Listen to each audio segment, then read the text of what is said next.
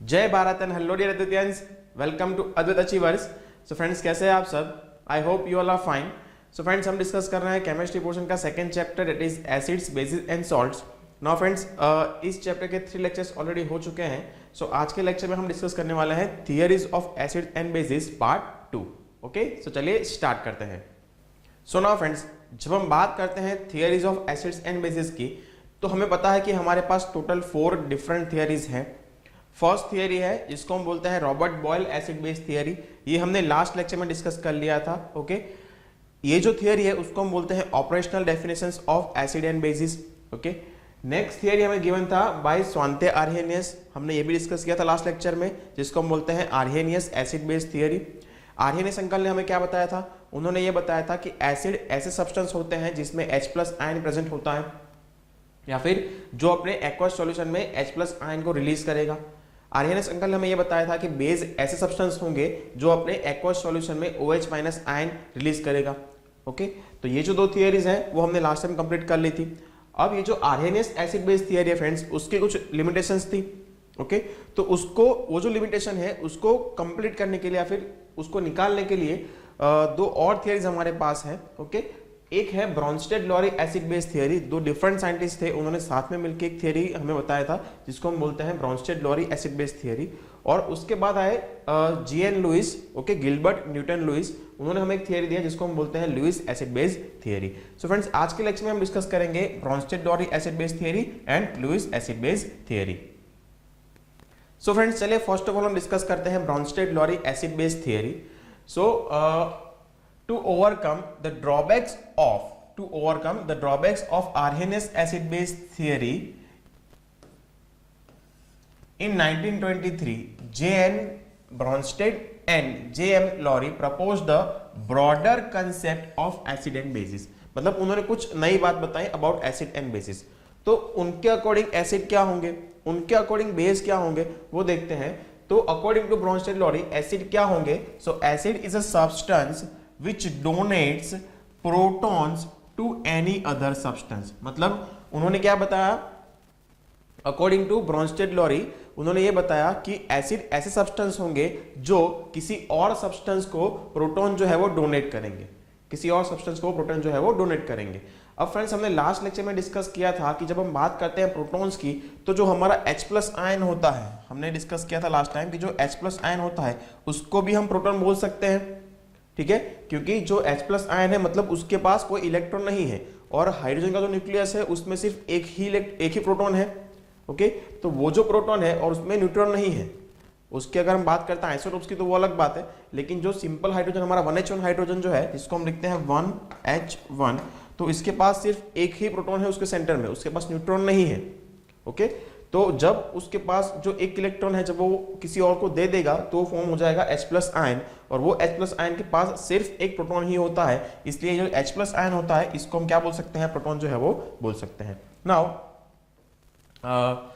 हमें क्या बताया है? एसिड ऐसे सब्सटेंस होंगे जो प्रोटॉन को डोनेट करेंगे। तो हम यहाँ पे ये भी बोल सकते हैं कि एसिड ऐसे सब्सटेंस होंगे जो किसी और सब्सटेंस को H+ आयन जो है वो डोनेट करेंगे। तो हम यहाँ पे प्रोटॉन की जगह पे भी लिख सकते हैं H+ ion. Okay, so acid ऐसे सब्सटेंस होंगे जो किसी और सब्सटेंस को H+ आयन डोनेट करेंगे। Okay, now according to them what is base?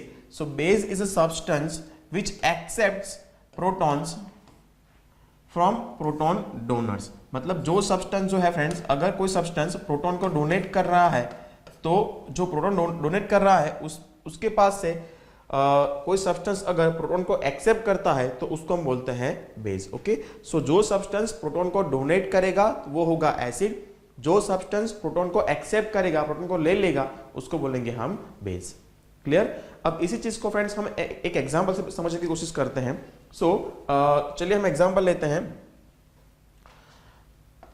मान लीजिए हमारे पास यहाँ पे है HCl, ओके, और HCl को मैं जब वाटर में ऐड करूंगा तो उसमें से क्या फॉर्म होगा? HCl को जब मैं वाटर में ऐड करूंगा तो क्या होगा? तो हम देखेंगे फ्रेंड्स कि जब हम HCl में वाटर को ऐड करेंगे या फिर वाटर में HCl को ऐड करेंगे तो वहां से फॉर्म होगा H3O+ ion plus Cl- ion. अब ये किस तरीके से बना? ओके, तो उसको समझने के लिए हमें HCl NH2O का इलेक्ट्रॉन डॉट स्ट्रक्चर जो है वो समझना पड़ेगा। चलिए तो वो देखते हैं। मान लीजिए फ्रेंड्स हमारे पास जो हमारा सेंट्रल एटम है HCl में क्लोरीन, ओके, ये क्लोरीन का एटम हो गया। अब हम जानते हैं कि क्लोरीन की आउटर मोस्ट ऑर्बिट के अंदर टोटल 7 इलेक्ट्रॉन्स होंगे, ओके। तो मैं यहाँ पे जो क्लोरीन के इलेक्ट्रॉन्स हैं उसको डॉट से रिप्रेजेंट कर रहा हूँ। सो क्लोरीन के पास 1 2 3 4 5 6 एंड 7 इलेक्ट्रॉन्स, ओके। नाउ अगर हम बात करते हैं हाइड्रोजन की, तो जो हाइड्रोजन है उसकी आउटर मोस्ट ऑर्बिट के अंदर एक ही इलेक्ट्रॉन होगा। तो जो हाइड्रोजन के इलेक्ट्रॉन है फ्रेंड्स उसको मैं रिप्रेजेंट करता हूं क्रॉस से, ओके। तो जो हाइड्रोजन होता है फ्रेंड्स ये कुछ इस तरीके से है, ओके। तो ये होगा electron dot structure of HCl, जिसमें एक हाइड्रोजन जो है उसका एक इलेक्ट्रॉन हमने क्रॉस से रिप्रेजेंट किया है और जो क्लोरीन है उसके 7 इलेक्ट्रॉन्स हमने डॉट से रिप्रेजेंट किए हैं, ओके। तो हाइड्रोजन एंड क्लोरीन के बीच में फॉर्म होता है एक कोवैलेंट बॉन्ड, आप ये तो जानते ही हो, ओके, कि जो हाइड्रोजन है उसका एक इलेक्ट्रॉन और क्लोरीन का जो एक इलेक्ट्रॉन है दोनों के बीच में फॉर्म होता है कोवैलेंट बॉन्ड। क्लियर? सिमिलरली हम यहाँ पे जो H2O है उसका इलेक्ट्रॉन डॉट स्ट्रक्चर ड्रॉ करने की ट्राई करते हैं। तो जो ऑक्सीजन है वो होगा हमारा एक सेंट्रल एटम। अब जो ऑक्सीजन के इलेक्ट्रॉन्स हैं उसको हम अगर डॉट से रिप्रेजेंट करें तो हम जानते हैं फ्रेंड्स कि जो ऑक्सीजन है उसकी आउटर मोस्ट ऑर्बिट के अंदर 6 इलेक्ट्रॉन्स है, ओके। तो यहाँ पे मैं ड्रॉ करता हूँ 1 2 3 4, यहाँ पे 5th इलेक्ट्रॉन, यहाँ पे 6th इलेक्ट्रॉन। क्लियर? अब उसके साथ क्या है, एक ऑक्सीजन के साथ हमारे पास यहाँ पे 2 हाइड्रोजन है, तो यहाँ पे होगा एक हाइड्रोजन, यहाँ पे होगा एक हाइड्रोजन। अब ये हाइड्रोजन के इलेक्ट्रॉन जो है अगर उसको हम क्रॉस से रिप्रेजेंट करेंगे तो यहाँ पे ये हो गया इसका इलेक्ट्रॉन, यहाँ पे हो गया इसका इलेक्ट्रॉन, ओके। थोड़ा क्लियर अगर लिखना है तो इस तरीके से कर सकते हैं, यहाँ पे हाइड्रोजन का इलेक्ट्रॉन और यहाँ पे हमारे पास हो गया ऑक्सीजन का इलेक्ट्रॉन। तो इस तरीके से हम जानते हैं फ्रेंड्स कि जो H2O है उसमें 2 हाइड्रोजन का एक ऑक्सीजन के साथ इलेक्ट्रॉन का शेयरिंग होता है, ओके, जिसको हम बोलते हैं कोवैलेंट बॉन्ड। क्लियर? अब यहाँ पे जो हमारे काम की चीज है वो क्या है, वो ये है फ्रेंड्स कि जहां जैसे आप यहाँ पे देख पा रहे हो कि जो HCl है उसमें से ये जो हाइड्रोजन है वो हाइड्रोजन अपना जो इलेक्ट्रॉन है वो यहीं छोड़ के चला जाएगा इस तरफ। अब कहाँ जाएगा, तो देखिए ये जो ऑक्सीजन है उसका जो एक इलेक्ट्रॉन है वो शेयर हुआ है इस हाइड्रोजन के साथ, उसका जो सेकंड इलेक्ट्रॉन है वो शेयर हुआ दूसरे हाइड्रोजन के साथ, लेकिन इस ऑक्सीजन के पास 2 और इलेक्ट्रॉन पेयर है। 2 का एक ग्रुप जब होता है इसको हम बोलते हैं पेयर, ओके। तो 2 इलेक्ट्रॉन पेयर है ऑक्सीजन के पास। अब ये जो इलेक्ट्रॉन पेयर है उसको हम लोन पेयर भी बोलते हैं, इसको याद रखिएगा, इसको हम बोलते हैं लोन पेयर, ओके। तो ये जो हम देख रहे हैं ना यहाँ पे हमारे पास ये जो 2 इलेक्ट्रॉन पेयर है इसको हम क्या बोलेंगे, लोन पेयर बोलेंगे, ओके, या फिर इलेक्ट्रॉन पेयर बोलेंगे। तो फ्रेंड्स ये जो इलेक्ट्रॉन पेयर, ये जो लोन पेयर है, क्योंकि ये इलेक्ट्रॉन है और यहां से अगर हाइड्रोजन निकल रहा है तो वो जब अपना इलेक्ट्रॉन यहां छोड़ के इस तरफ जाएगा, अगर हाइड्रोजन अपना इलेक्ट्रॉन यहां छोड़ रहा है तो वो क्या फॉर्म करेगा, H+ आयन फॉर्म करेगा। सीधी बात है ना, जब हाइड्रोजन अपना इलेक्ट्रॉन यहां छोड़ के चला जाएगा, उसके पास एक ही इलेक्ट्रॉन था और वो हाइड्रोजन अपना जो इलेक्ट्रॉन है वो छोड़ के यहाँ पे चला जा रहा है, तो जब हाइड्रोजन यहाँ से निकल रहा है तो वो क्या फॉर्म होके जाएगा, वो H+ फॉर्म होके निकलेगा। और H+ मतलब उसके पास कौन सा चार्ज होगा, H+ मतलब उसके पास पॉजिटिव चार्ज होगा। यहाँ पे 2 इलेक्ट्रॉन पेयर, मतलब एक इलेक्ट्रॉन पेयर है उसमें 2 इलेक्ट्रॉन्स हैं, तो जो इलेक्ट्रॉन है उसके पास नेगेटिव चार्ज होगा, तो ये H+ आयन जो है वो इस इलेक्ट्रॉन पेयर के टुवर्ड्स अट्रैक्ट होगा। क्यों? क्योंकि इसके पास पॉजिटिव चार्ज है, इसके पास यहाँ पे नेगेटिव चार्ज है, तो ये जो नेगेटिव चार्ज है वो इस H+ आयन को अट्रैक्ट कर लेगा। तो ये जो H+ आयन है वो कहाँ चला जाएगा, इस तरफ चला जाएगा। लेकिन इंपॉर्टेंट बात ये है फ्रेंड्स कि ये जो हाइड्रोजन है वो अपना इलेक्ट्रॉन यहीं छोड़ के जाएगा इस तरफ, ओके। तो क्या फॉर्म होगा, चलिए वो देखते हैं। सो पहले हमारे पास यहाँ फॉर्म हो रहा है H3O+, ओके। तो पहले इसको देखते हैं कि जो हमारा, या फिर हम इसको ऐसे लिखते हैं हमारी कन्वीनियंसी के लिए कि इसमें से फॉर्म होता है Cl- प्लस H3O+, ओके। तो पहले ये HCl का क्या होगा वो देखते हैं। तो जो Cl- है वो तो एज इट इज रहेगा, सॉरी Cl जो एज इट इज रहेगा, मतलब उसके पास जो 7 इलेक्ट्रॉन्स हैं वो तो एज इट इज 1 2 3 4 5 6 एंड यहाँ पे 7 इलेक्ट्रॉन्स है जो एज इट इज रहेंगे। लेकिन जो हमारा हाइड्रोजन है फ्रेंड्स वो अपना ये इलेक्ट्रॉन यहीं छोड़ के चला जाएगा, तो ये इलेक्ट्रॉन भी एज इट इज यहाँ पे रहेगा, ओके। तो ये बन गया हमारा Cl आयन। अब देखिए ये जो क्लोरीन है उसके पास टोटल नंबर ऑफ प्रोटॉन्स कितने होंगे, 17 होंगे, क्योंकि इसका जो एटॉमिक नंबर है वो 17 है। क्लियर हो रहा है?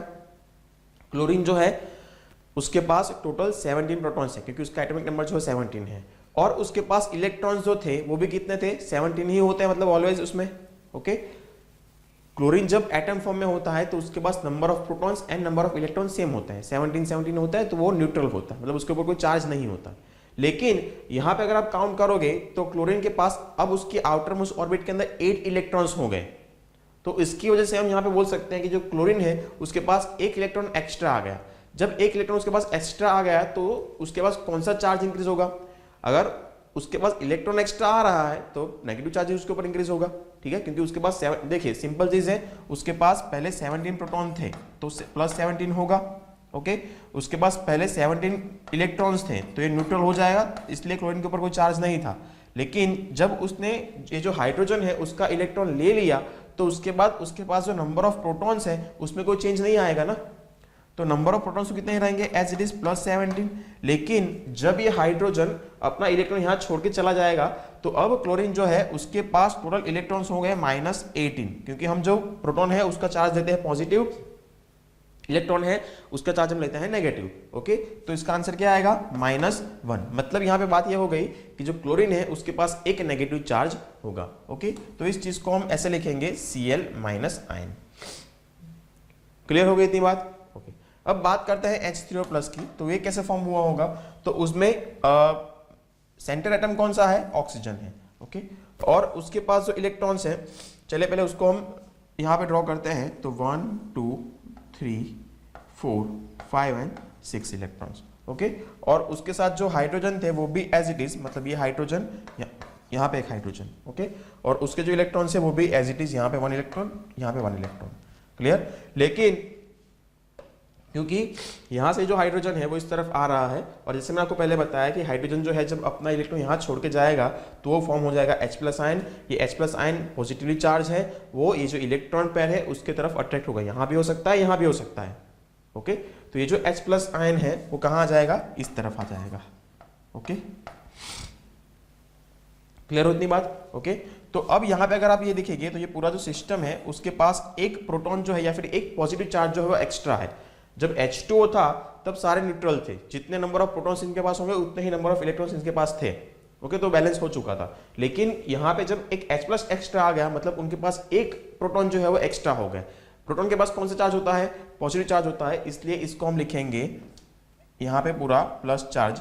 ओके, तो इसी चीज को हम ऐसे भी लिख सकते हैं that H3O+, 3 hydrogens 1 oxygen, so H3O, और एक प्रोटॉन एक्स्ट्रा है इसलिए H3O+ चार्ज। क्लियर हुई यहां तक ये बात। ओके, तो इस तरीके से फ्रेंड्स प्रोटॉन जो है ट्रांसफर होता है। अच्छा, अब यहाँ पे ये जो हाइड्रोजन है जो पॉजिटिव चार्ज है और ये जो इलेक्ट्रॉन पेयर है उसके बीच में एक बॉन्ड फॉर्म होता है जिसको हम बोलते हैं कोऑर्डिनेट कोवेलेंट बॉन्ड। क्या बोलते हैं, कोऑर्डिनेट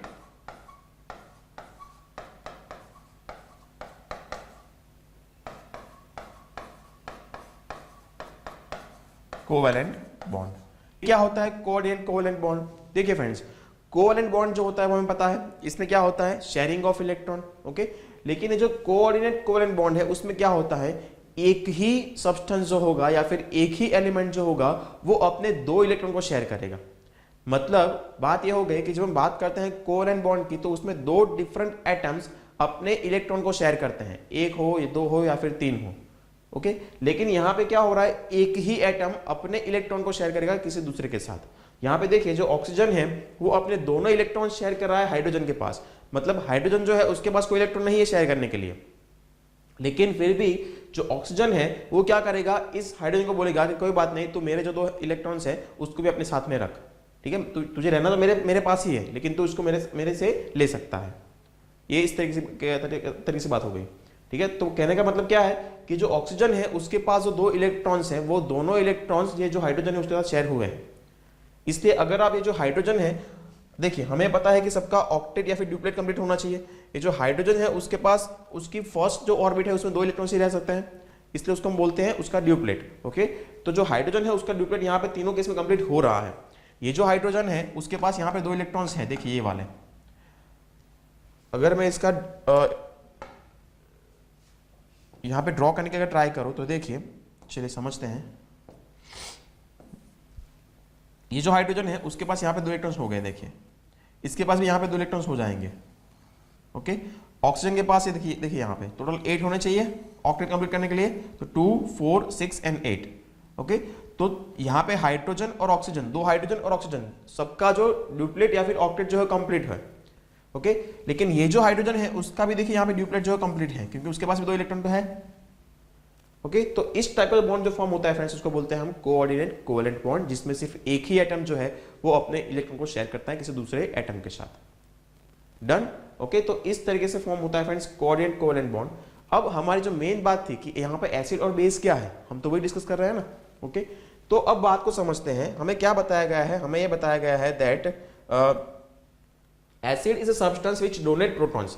तो HCl और H2 में से प्रोटॉन को डोनेट कौन कर रहा है, तो बहुत क्लियर है फ्रेंड्स, जो HCl है वो प्रोटॉन को डोनेट कर रहा है, इसलिए HCl जो होगा वो क्या होगा, एसिड होगा। क्लियर। उसके बाद क्या बताया है, base is a substance which accept protons, मतलब जो प्रोटॉन को एक्सेप्ट करेगा वो क्या बनेगा, बेस बनेगा। तो यहां पे हमारा जो H2O है वो क्या कर रहा है, H2O जो है वो प्रोटॉन को एक्सेप्ट कर रहा है, और जब H2O प्रोटॉन को एक्सेप्ट करेगा तो वो एज अ बेस एक्ट करेगा। समझ में आ रहा है। तो फ्रेंड्स इस तरीके से अकॉर्डिंग टू ब्रोंस्टेड लॉरी, जो सब्सटेंस H प्लस आयन या फिर प्रोटॉन जो है उसको डोनेट करेगा वो बनेगा एसिड, जो सब्सटेंस H प्लस या फिर प्रोटॉन जो है उसको एक्सेप्ट करेगा वो बनेगा बेस। क्लियर। नाउ फ्रेंड्स चलिए एक और एग्जांपल से Bronsted Lowry acid base theory को समझने की कोशिश करते हैं।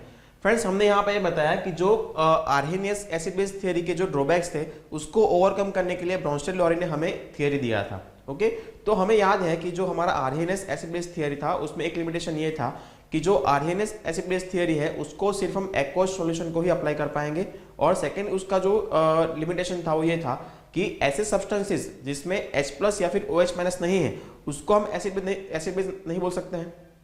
ठीक है ना, हमने जो डिस्कस किया था उसमें क्या था, आर्हेनियस अंकल ने बताया था कि एसिड ऐसे सब्सटेंस होंगे जिसमें H प्लस आयन होगा, बेस ऐसे सब्सटेंस होंगे जिसमें OH माइनस आयन होगा। ठीक है, तो ऐसे सब्सटेंसेस जिसमें H प्लस या फिर OH माइनस आयन नहीं है उसको आप एसिड या फिर बेस कैसे बोल पाओगे, ये उसका लिमिटेशन था। ओके, तो उसी चीज को हम यहाँ पे Bronsted Lowry acid base theory समझने की कोशिश करते हैं कि अगर कोई सब्सटेंस जिसमें OH माइनस आयन नहीं है फिर भी वो बेस कैसे बनेगा। हम यहाँ पे एग्जांपल ले रहे हैं फ्रेंड्स NH3 का, अमोनिया का। ओके, अमोनिया जो होता है फ्रेंड्स वो बेस होता है, लेकिन अगर जो अमोनिया है उसको अगर हम देखने जाएंगे according to Arrhenius acid base theory तो इसमें तो OH माइनस आयन है ही नहीं, फिर भी हम इसको यहाँ पे बेस जो है वो Bronsted Lowry acid base theory से हम यहाँ पे साबित करेंगे कि जो हमारा NH3 है अमोनिया है वो क्या है, बेस है। कैसे, तो फ्रेंड्स जब अमोनिया है उसका जब हम वाटर में सॉल्यूशन प्रिपेयर करेंगे या फिर उसमें जब हम वाटर में ऐड करेंगे तो उसमें से फॉर्म होगा NH4 plus ion plus OH minus ion, that is hydroxyl ion या फिर हाइड्रोक्साइड आयन। ओके, तो देखिए यहाँ पे OH माइनस आयन फॉर्म हो रहा है, लेकिन जो Bronsted Lowry acid base theory है उसके अकॉर्डिंग अमोनिया एसिड होगा या बेस होगा, चलिए हम वो समझने की कोशिश करते हैं। तो अमोनिया के अंदर जो नाइट्रोजन है वो होता है सेंट्रल एटम। ओके, तो उसके पास उसके जो इलेक्ट्रॉन्स है उसको हम डॉट से रिप्रेजेंट करते हैं। तो हम जानते हैं फ्रेंड्स कि जो नाइट्रोजन होता है उसका एटॉमिक नंबर 7 है, मतलब उसका कॉन्फ़िगरेशन बनेगा 2,5, मतलब उसकी आउटरमोस्ट ऑर्बिट के अंदर होंगे 5 इलेक्ट्रॉन्स। तो यहाँ पे 1, 2 इलेक्ट्रॉन्स और यहाँ पे मैंने 1 एंड 2 इलेक्ट्रॉन, यहाँ 1 इलेक्ट्रॉन, यहाँ 1 इलेक्ट्रॉन और यहाँ पे 1 इलेक्ट्रॉन रख दिए। ये है सारे नाइट्रोजन के इलेक्ट्रॉन्स। फ्रेंड्स जो हाइड्रोजन है उसके इलेक्ट्रॉन्स को मैं रिप्रेजेंट करता हूँ क्रॉस से, तो यहाँ एक हाइड्रोजन होगा, यहाँ एक हाइड्रोजन होगा और यहाँ एक हाइड्रोजन होगा। तो एक हाइड्रोजन हो गया हमारा यहाँ पे, एक होगा यहाँ पे, एक होगा यहाँ पे। ओके, तो अगर आप यहाँ पे देखोगे तो सबका जो ऑक्टेट या फिर डुप्लेट जो है कंप्लीट हो रहा है। ओके, और इसलिए हमने बताया कि ये जो है वो सबके बीच में फॉर्म हो रहा है यहाँ पे हमारे पास कोवैलेंट बॉन्ड। क्लियर, तो ये बात हो गई फ्रेंड्स अमोनिया की। अब अगर हम बात करते हैं H2O की, तो जैसे अभी हमने पहले डिस्कस किया कि H2O में सेंट्रल एटम होता है ऑक्सीजन, उसकी आउटर मोस्ट ऑर्बिट के अंदर होंगे 6 इलेक्ट्रॉन्स, तो उसको हम रिप्रेजेंट करते हैं डॉट से, और जो हमारे हाइड्रोजन है उसके इलेक्ट्रॉन को हम रिप्रेजेंट करते हैं क्रॉस से।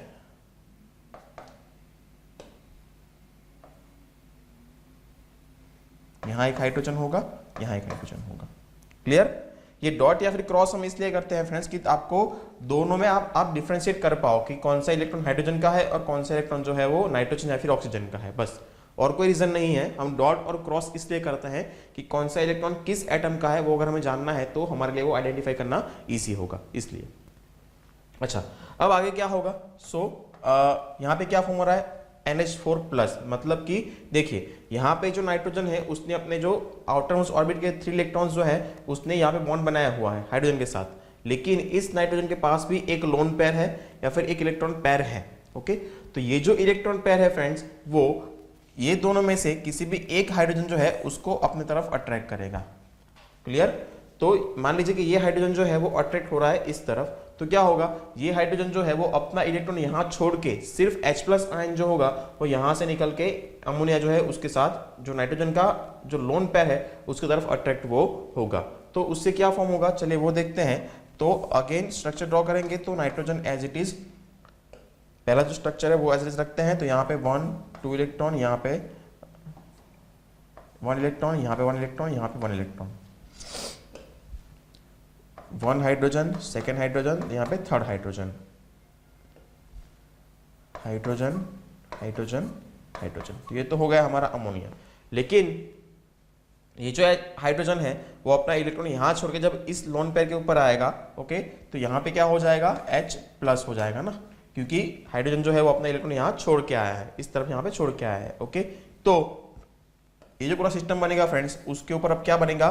एक पॉजिटिव चार्ज उनके पास एक्स्ट्रा हो जाएगा। मतलब अब यहाँ पे बोल सकते हो कि ये जो नाइट्रोजन का लोन पेयर है वो और जो हाइड्रोजन है, मतलब कि जो हमारा H+ आयन है, दोनों के बीच में यहाँ पे क्या फॉर्म हो रहा है? कोऑर्डिनेट कोवेलेंट बॉन्ड, और उसकी वजह से ये जो 2 इलेक्ट्रॉन नाइट्रोजन के हैं वो भी इसके साथ शेयर हो चुके हैं। ओके, तो पूरा सिस्टम जो बनेगा यहाँ पे उसके ऊपर एक पॉजिटिव चार्ज हो जाएगा, जिसको हम लिखते हैं इस तरीके से N, और यहाँ पे 4 हाइड्रोजन है तो ये लिखेंगे H4, और एक एक्स्ट्रा चार्ज उसके ऊपर है तो ये बन गया हमारा NH4+ आयन। क्लियर? यहाँ पे क्या बचेगा? तो देखिए ये हाइड्रोजन जो है वो निकल गया, तो बचा क्या यहाँ पे? एक ऑक्सीजन। ओके, उसके पास कितने इलेक्ट्रॉन्स हैं?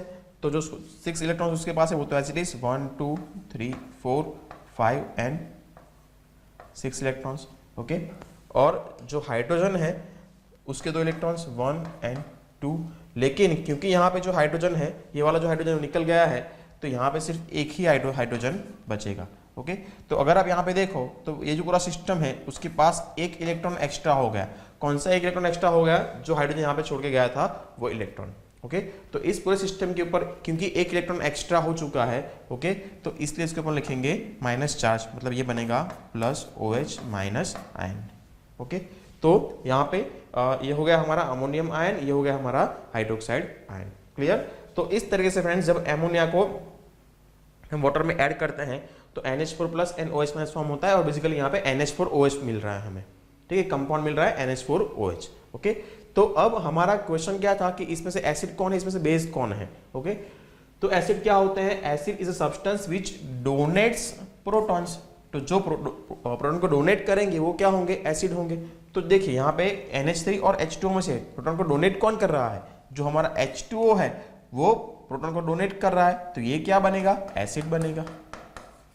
And base is a substance which accepts proton. जो प्रोटॉन को एक्सेप्ट करेगा वो क्या बनेगा? बेस बनेगा। तो एक्सेप्ट कौन कर रहा है? अमोनिया। जब वो प्रोटॉन को एक्सेप्ट कर रहा है तो ये क्या बनेगा?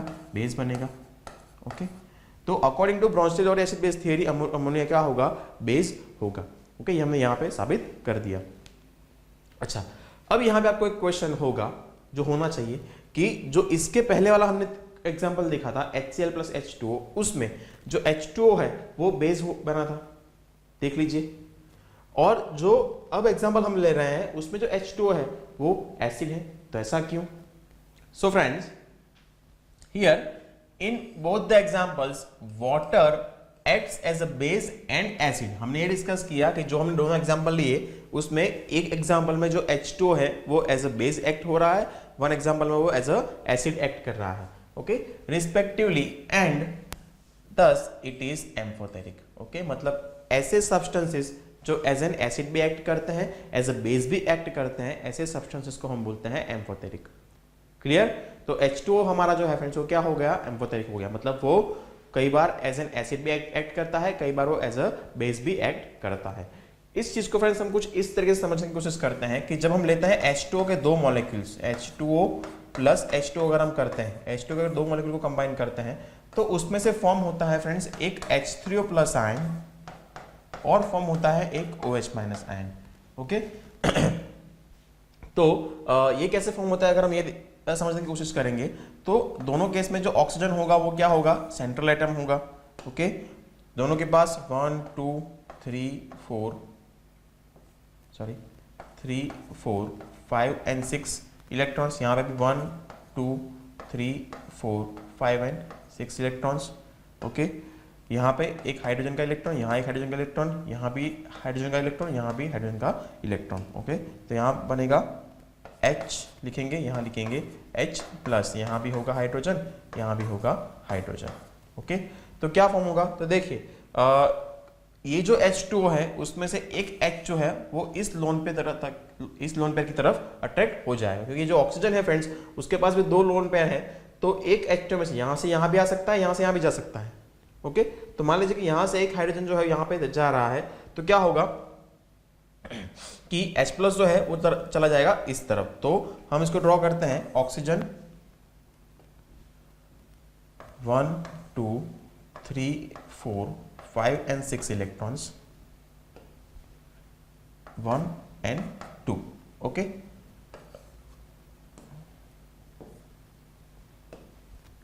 यहां एक हाइड्रोजन होगा, लेकिन ये जो हाइड्रोजन है वो कहां चला गया, इस तरफ चला गया है, तो यहां पे कोई हाइड्रोजन नहीं होगा।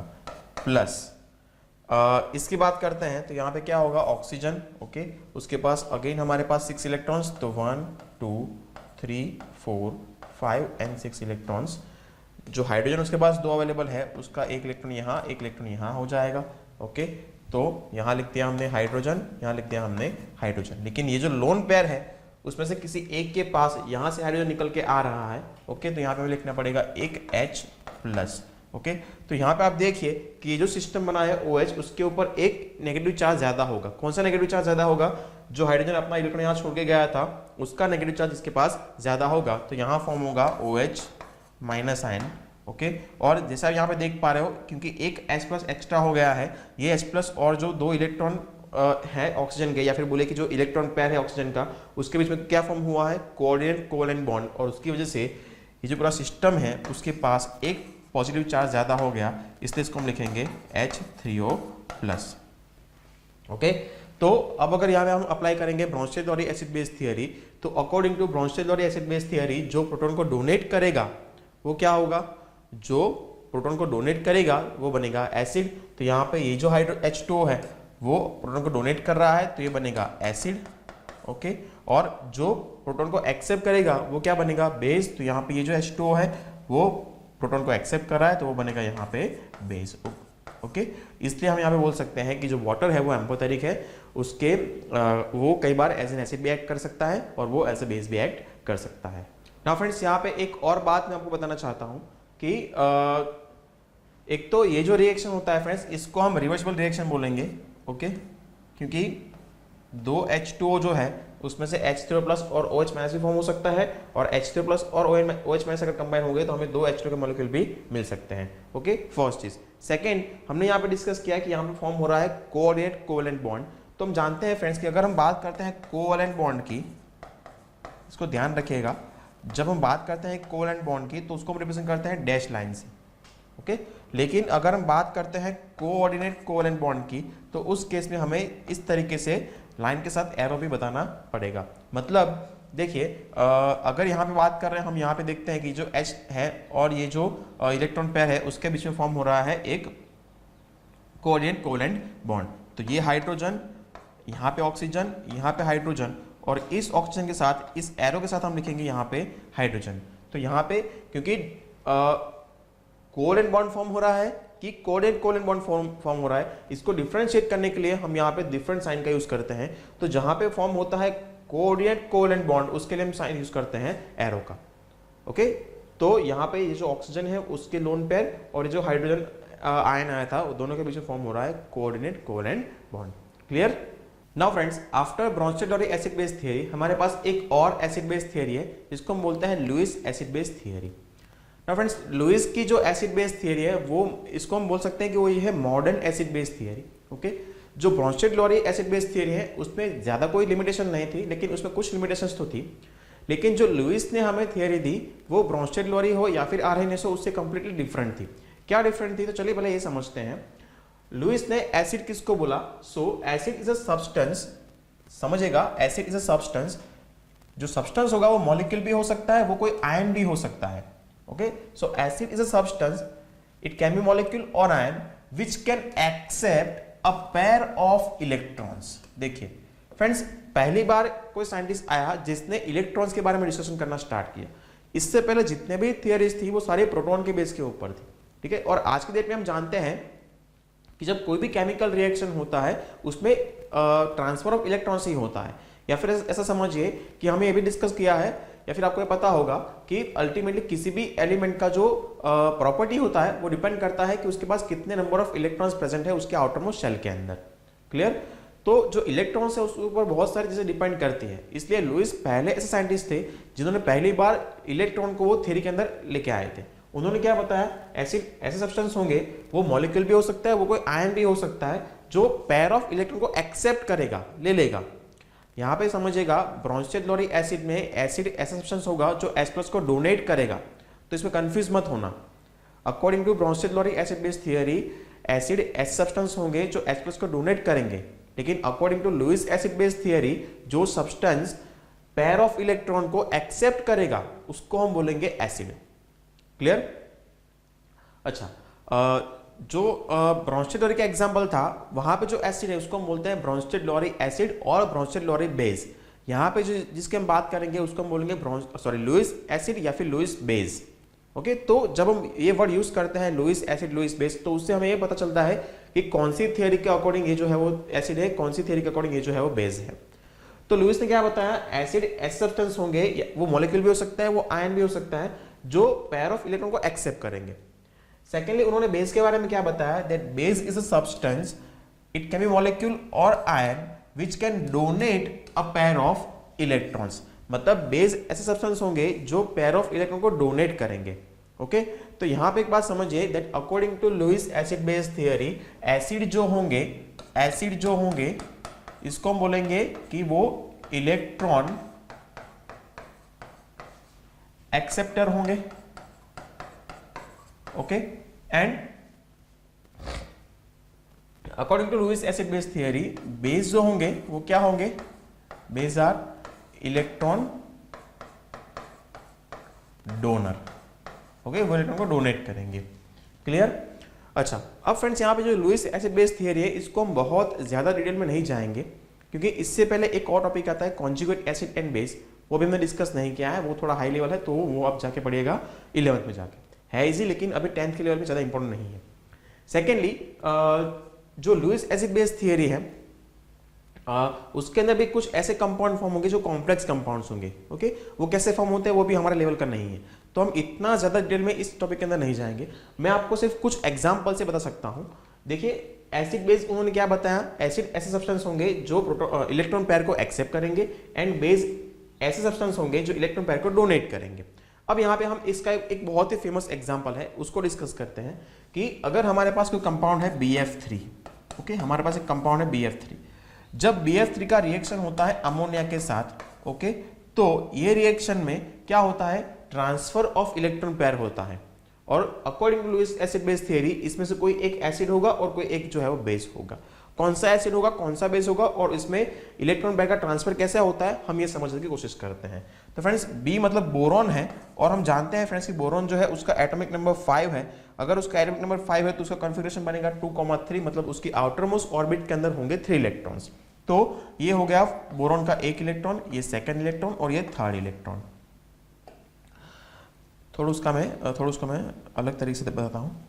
ये फर्स्ट इलेक्ट्रॉन, ये उसका सेकंड इलेक्ट्रॉन, ये उसका थर्ड इलेक्ट्रॉन। चलिए, अब उसके साथ क्या है, उसके साथ 3 फ्लोरीन है, BF3 मतलब उसके पास साथ 3 फ्लोरीन है। तो फ्लोरीन जो है वो अपना एक इलेक्ट्रॉन जो है, एक फ्लोरीन एक इलेक्ट्रॉन को शेयर करेगा। ओके, तो यहाँ पे आ जाएगा एक फ्लोरीन, यहाँ पे होगा एक फ्लोरीन, यहाँ पे होगा एक फ्लोरीन। क्लियर? अब साथ में क्या है इसके साथ में है NH3, तो नाइट्रोजन एक सेंट्रल एटम हो गया। उसके पास आउटर मोस्ट ऑर्बिट के अंदर 5 इलेक्ट्रॉन्स, तो यहाँ पे होंगे 2 इलेक्ट्रॉन्स, यहाँ पे 1 इलेक्ट्रॉन, यहाँ 1 इलेक्ट्रॉन, यहाँ 1 इलेक्ट्रॉन। उसके साथ क्या है 3 हाइड्रोजन्स, तो एक हाइड्रोजन का 1 इलेक्ट्रॉन, सेकंड का 1 इलेक्ट्रॉन, थर्ड का 1 इलेक्ट्रॉन। तो हमारे पास यहाँ पे 3 हाइड्रोजन हो गए, 1 हाइड्रोजन, सेकंड हाइड्रोजन, यहाँ पे थर्ड हाइड्रोजन, कुछ इस तरीके से है। अब यहाँ पे फ्रेंड्स इस बात को थोड़ा ध्यान से समझने की कोशिश कीजिएगा। जब BF3 लिखते हैं, हमने क्या बताया था, जब कोई कंपाउंड फॉर्म होता है तो उसके अंदर जितने भी एलिमेंट्स है सबका जो ऑक्टेट है या फिर ड्यूप्लेट जो है वो कंप्लीट होना चाहिए। तो यहाँ पे देखिए फ्लोरीन जो है उसके पास हम जानते हैं कि फ्लोरीन के आउटर मोस्ट ऑर्बिट के अंदर 7 इलेक्ट्रॉन्स होंगे, ऑल ऑफ यू नो, ठीक है। आई होप आप सबको ये पता है फ्लोरीन का एटॉमिक नंबर कितना है, 9 है, तो उसके आउटर मोस्ट ऑर्बिट के अंदर होंगे, उसका कॉन्फिगरेशन बनेगा 2,7, मतलब फ्लोरीन के आउटर मोस्ट ऑर्बिट के अंदर होंगे 7 इलेक्ट्रॉन्स। तो एक तो यहाँ पे है 2, 3, 4, 5, 6 एंड 7। इसके लिए 1, 2, 3, 4, 5, 6 और 7 इलेक्ट्रॉन यहाँ रहा, 1, 2, 3, 4, 5 एंड 6 इलेक्ट्रॉन्स। ओके, बोरॉन के आउटर मोस्ट ऑर्बिट के अंदर 3 इलेक्ट्रॉन्स ही हैं। तो अब अगर फ्रेंड्स आप यहाँ पे देखेंगे तो जो फ्लोरीन है उसका जो ऑक्टेट है वो कंप्लीट हो रहा है, 1, 2, 3, 4, 5, 6, 7, 8, एक इलेक्ट्रॉन उसने शेयर किया बोरोन के साथ। ये जो फ्लोरीन है उसके पास भी 8 इलेक्ट्रॉन्स हो गए, मतलब उसका ऑक्टेट भी कंप्लीट हो गया क्योंकि उसके पास 1, 2, 3, 4, 5, 6, 7, 8 इलेक्ट्रॉन्स होंगे। इस फ्लोरीन ने भी इस बोरोन के एक इलेक्ट्रॉन के साथ फॉर्म किया है कोवेलेंट बॉन्ड। और ये जो नीचे वाला फ्लोरीन है फ्रेंड्स उसका भी ऑक्टेट कंप्लीट हो रहा है क्योंकि उसके पास भी 8 इलेक्ट्रॉन्स हो चुके हैं। लेकिन अब अगर आप फ्रेंड्स यहाँ पे ध्यान से ऑब्जर्व करेंगे तो जो बोरोन है उसके पास काउंट कीजिए कितने इलेक्ट्रॉन्स हैं। बोरोन जो है उसके पास काउंट कीजिए कितने इलेक्ट्रॉन्स हैं। So as you can see friends, ये जो बोरोन है उसके पास यहाँ पे सिर्फ 6 इलेक्ट्रॉन्स ही हैं, 1, 2, 3, 4, 5, 6, मतलब कि बोरोन जो है उसका ऑक्टेट कंप्लीट नहीं है। ओके, उसके पास जो आउटर मोस्ट शेल है उसमें इलेक्ट्रॉन की कमी है। ओके, तो अब यहाँ पे क्या होगा, ये अमोनिया जो है अगर हम उसकी बात करें तो इसके केस में क्या होगा कि देखिए ये हाइड्रोजन है उसका ड्यूप्लेट कंप्लीट हो जाएगा, इसका भी ड्यूप्लेट कंप्लीट हो जाएगा, इसका भी ड्यूप्लेट जो है कंप्लीट हो जाएगा, और नाइट्रोजन जो है उसके पास भी टोटल यहाँ पे 8 इलेक्ट्रॉन्स जो है वो हो रहे हैं। तो ये कंप्लीट कंपाउंड है। लेकिन क्योंकि ये BF3 है उसके पास एक इलेक्ट्रॉन पेयर पूरा कम है ना, उसके पास 2 इलेक्ट्रॉन्स की कमी है ना। यहाँ पे इसके पास है जो हमारा बोरॉन है उसके पास कितने इलेक्ट्रॉन्स हैं, यहाँ हमारे पास 6 इलेक्ट्रॉन्स हैं। ओके, उसको 2 इलेक्ट्रॉन्स चाहिए। तो अब क्या होगा, ये जो फ्रेंड्स पूरा कंपाउंड है वो इसके साथ कोऑर्डिनेट कोवेलेंट बॉन्ड से जुड़ जाएगा। कैसे जुड़ जाएगा, तो हमारा जो ये नाइट्रोजन है वो अपना ये जो लोन पेयर है, जो एक्स्ट्रा इलेक्ट्रॉन पेयर है, इसको वो डोनेट करेगा, इसको डोनेट करेगा इस बोरॉन को। ओके, तो बोरॉन की आउटर मोस्ट शेल के अंदर यहाँ पे भी ये जो 2 इलेक्ट्रॉन्स है वो इस तरफ आ जाएंगे। अगेन दोनों कंबाइन हो जाएंगे और दोनों के बीच में फॉर्म होगा कोऑर्डिनेट कोवेलेंट बॉन्ड, क्योंकि यहाँ पे नाइट्रोजन जो है वो अपना खुद का 2 जो इलेक्ट्रॉन्स है वो शेयर कर रहा है। बोरॉन जो अपना एक भी इलेक्ट्रॉन जो नाइट्रोजन है उसके साथ शेयर नहीं कर रहा है, नाइट्रोजन ही अपना 2 इलेक्ट्रॉन जो है वो शेयर कर रहा है बोरॉन के साथ, इसलिए यहाँ पे फॉर्म होगा कोऑर्डिनेट कोवेलेंट बॉन्ड। ओके, अब यहाँ पे देखिए according to Lewis acid base theory, जो सब्सटेंस पेयर ऑफ इलेक्ट्रॉन को एक्सेप्ट करेगा वो क्या होगा, एसिड होगा। तो पेयर ऑफ इलेक्ट्रॉन यहाँ पे एक्सेप्ट कौन कर रहा है, जो BF3 है वो पेयर ऑफ इलेक्ट्रॉन को एक्सेप्ट कर रहा है, इसलिए BF3 क्या बनेगा, एसिड बनेगा। क्लियर। और जो सब्सटेंस या फिर मॉलिक्यूल या फिर आयन पेयर ऑफ इलेक्ट्रॉन को डोनेट करेगा वो क्या बनेगा, बेस बनेगा। तो यहाँ पे जो NH3 है उसमें से नाइट्रोजन जो है वो अपने पेयर ऑफ इलेक्ट्रॉन को डोनेट कर रहा है, तो जो अमोनिया वो क्या बनेगा, वो बनेगा बेस। क्लियर। तो इस तरीके से फ्रेंड्स हम लुईस एसिड बेस थ्योरी को अप्लाई कर सकते हैं। अब यहाँ पे आपको एक क्वेश्चन होगा कि जब ये दोनों कंबाइन होंगे तो हमारे पास कौन सा कंपाउंड फॉर्म होगा। तो फ्रेंड्स वो एक कॉम्प्लेक्स कंपाउंड फॉर्म होगा। कॉम्प्लेक्स कंपाउंड क्या होता है, किस तरीके से फॉर्म होते हैं, वो सारी चीजें अभी 10th के लेवल पे हमें डिस्कस नहीं करनी है। मैं सिर्फ आपको ये बताना चाहता था कि लुईस एसिड बेस थ्योरी के अकॉर्डिंग अल्टीमेटली होता क्या है। क्लियर। सेकेंड फ्रेंड्स यहाँ पे बताया गया है कि according to Lewis acid base theory ions जो है वो भी एसिड या फिर बेस होते हैं। देखिए लुईस ने यह बताया था कि कोई भी केमिकल रिएक्शन जो होगी वो एसिड बेस केमिकल रिएक्शन ही होगी। लुईस ने बताया था कि कोई भी जो केमिकल रिएक्शन होगी वो लुईस मतलब वो एसिड बेस केमिकल रिएक्शन ही होगी। क्यों, क्योंकि वहां पे इलेक्ट्रॉन ट्रांसफर तो होने ही वाला है, ये जैसे उन्होंने बताया था। ठीक है, जिस तरीके से आर्यनस की थियरी की कुछ लिमिटेशंस थी उसी तरीके से जो ब्राउनस्टेड लॉरी थी, ब्राउनस्टेड लॉरी की जो थियरी थी उसमें भी कुछ लिमिटेशंस हैं, और उसी तरीके से जो Lewis acid base theory friends उसकी भी कुछ ना कुछ लिमिटेशंस हैं, लेकिन वो सारी लिमिटेशन जो है वो अभी हमें डिस्कस नहीं करनी है। क्लियर। तो आई होप यहां तक आपको समझ में आ गया होगा। अब मैं आपको एग्जांपल देता हूं आयन का, क्योंकि हमें ये बताया गया है कि जो आयन होते हैं वो भी एसिड बेस बनते हैं। कैसे बनते हैं? आयन तो बता सको क्या होता है। मैं आपको एक एग्जांपल देता हूं फ्रेंड्स। मान लीजिए हमारे यहाँ पे लिखा है Cu2+, ओके। तो Cu2+ का मतलब क्या है कि कॉपर जो है, कॉपर यहाँ पे कॉपर आयन है, उसने अपने 2 इलेक्ट्रॉन जो लूज कर दिए हैं, ओके। और इसके वजह से यही बन रहा है Cu2+ आयन। लेकिन अगर ये जो कॉपर है उसको अगर अपने एलिमेंटल फॉर्म में, जिस फॉर्म में वो पहले था उस फॉर्म में अगर उसको वापस जाना है, उसका जो मेटालिक फॉर्म है या फिर उसका जो एलिमेंटल फॉर्म है उसमें अगर वापस जाना है, तो उसको क्या करना पड़ेगा? उसको यहाँ पे पेयर ऑफ इलेक्ट्रॉन एक्सेप्ट करना पड़ेगा ना। कॉपर 2+ कैसे बनता है? कॉपर ने जब अपने 2 इलेक्ट्रॉन लूज किए तो बन गया Cu2+ आयन। अगर उसको फिर से कॉपर बनना है, उसको अगर फिर से कॉपर मॉलिक्यूल बनना है, सॉरी कॉपर एटम बनना है या फिर कॉपर का एलिमेंटल फॉर्म में उसको आना है, तो उसको क्या करना पड़ेगा? उसको इलेक्ट्रॉन को एक्सेप्ट करना पड़ेगा। मतलब उसने जो 2 इलेक्ट्रॉन लूज किए थे उस जगह पे उसको अगेन 2 इलेक्ट्रॉन लेने पड़ेंगे। तो जब कोई सब्सटेंस इलेक्ट्रॉन गेन करेगा, इलेक्ट्रॉन एक्सेप्ट करेगा, तो वो क्या बनेगा? एसिड बनेगा। क्लियर?